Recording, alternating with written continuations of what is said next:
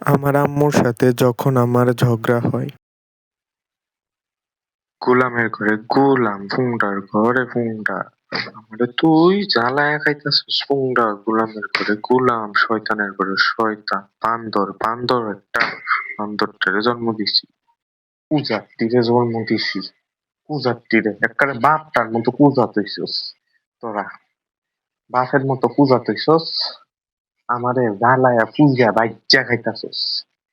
বুঝতে তো পুত, পুত্রে পুত বুঝতে সংসারের যে কি জ্বালা, পুত বুঝতে। তখন তো মাঠে জ্বালায় খায় যাইতাছস, বুঝবে না? তোর সন্তানের তুই গু খাইবি, বুঝবে তো একদিন মারে যে জ্বালাইছে, বুঝবে। আম্মু, আর কত পেছাল পারো, এখন আমরা চুপ করো। আর তো ভাল লাগতেছে না। ও গোলামের ঘরে গোলাম, তুই আমার মুহে মুহে কথা কস, মুহে মুহে তর্ক শিক্ষাছস। খার অজগা তোরে, তুই, তোরে আমি, তুই আমার উপরে গেইরে উঠছস, তুই আমারে মার পারলইছস।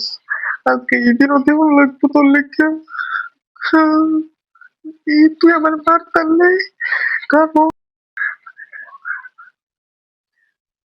হ্যালো, শুনছো?